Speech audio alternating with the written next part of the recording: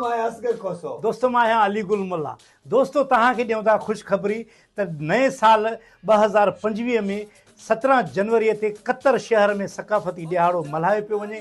Qatar मुल्क आहे, उन में सकाफ़ती ॾियारो मल्हायो पियो वञे क्यू सिंधी पारां।